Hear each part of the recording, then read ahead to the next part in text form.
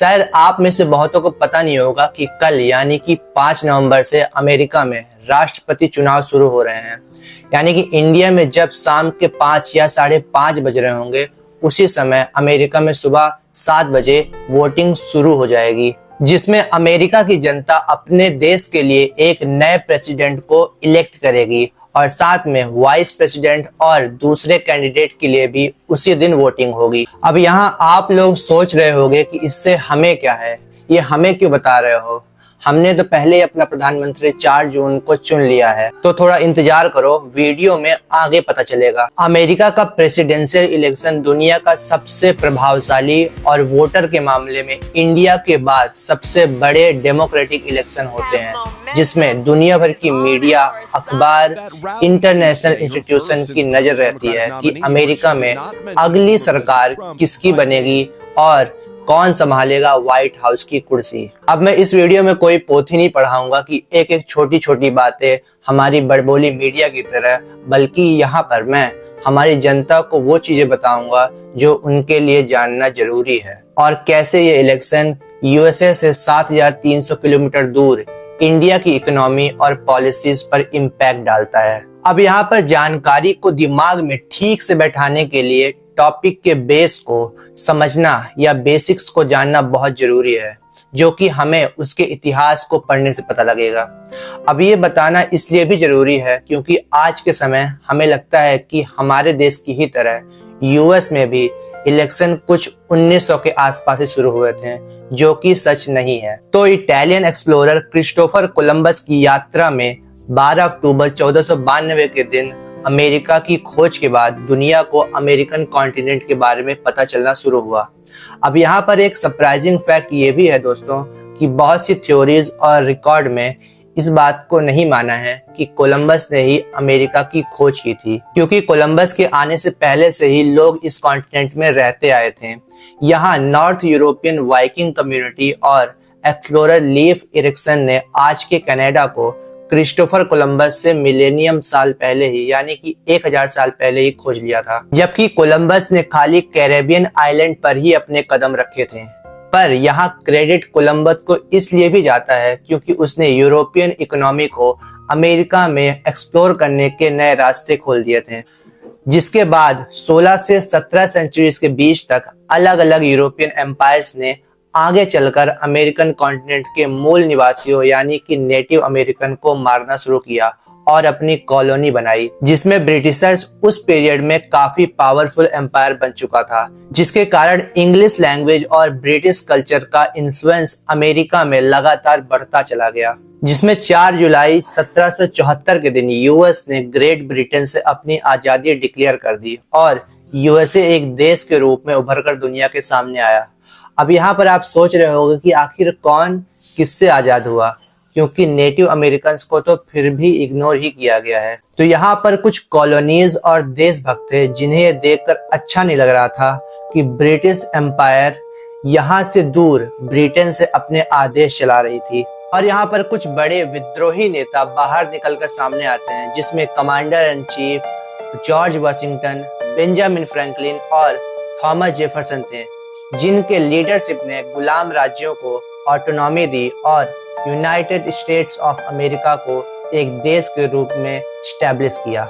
जिसके बाद 15 दिसंबर 1788 से लेकर 7 जनवरी 1779 के दिन पहला ऑफिशियल इलेक्शन पूरा होता है, जिसमें भारी नंबर्स में वोट देकर जॉर्ज वाशिंगटन को यूएसए का पहला प्रेसिडेंट चुना जाता है, जिसमें फिर आगे चलकर कई इंडिपेंडेंट स्टेट्स विकास की आड़ में अमेरिका से जुड़ते चले गए और अलास्का जैसे बड़े स्टेट 1867 के रसिया से पैसों से खरीद लिया गया,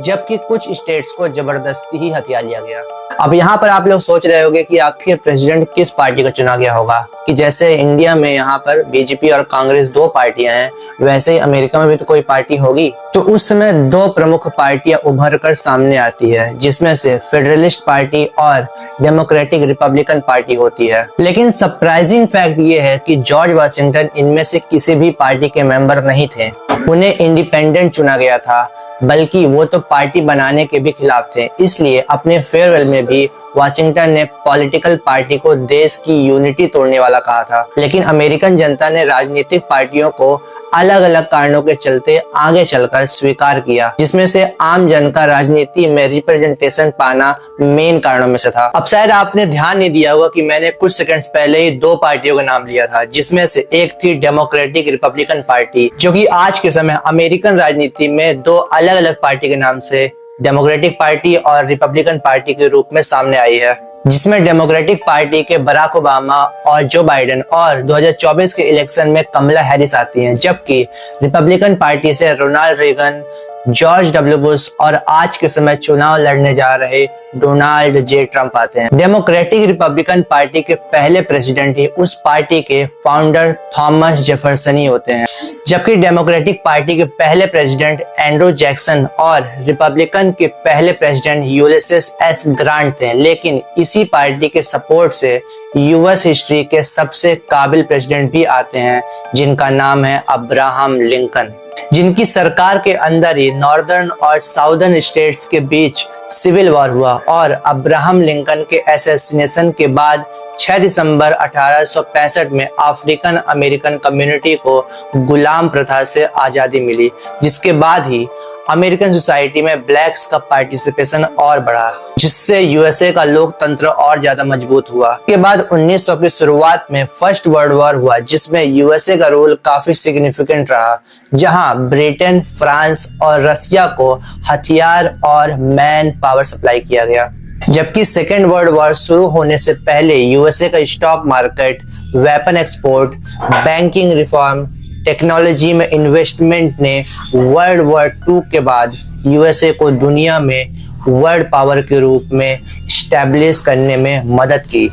फिर आगे चलकर सेकेंड वर्ल्ड कंट्रीज के साथ कोल्ड वॉर, यूएसएसआर से स्पेस कंपटीशन हुआ, जिसने यूएसए को टेक्नोलॉजी में भी सुपीरियर पावर के रूप में दुनिया के सामने प्रेजेंट किया, जिसमें 1998 में चल रहे पोखरण परमाणु टेस्ट को रोकने की भरपूर कोशिश की गई, लेकिन सफल नहीं हुआ। लेकिन आज दुनिया की सबसे बड़ी इकोनॉमी किसकी है, हम सबको पता है। पूरी दुनिया में यूएसए की मिलिट्री पावर की क्या धाक है, हम सभी देश जानते हैं। यूएस डॉलर की क्या अहमियत है, ये ब्रिक्स कंट्री से अच्छा कौन जान सकता है। अब आप इससे समझ गए होंगे कि अब दुनिया में अमेरिका की इतनी पहुंच है, तो हमारा भारत देश इससे कैसे अछूता रह सकता है। जबकि इंडिया और यूएस की इकोनॉमी में आज पहाड़ जितना अंतर है, जहां इंडियन जीडीपी $4 ट्रिलियन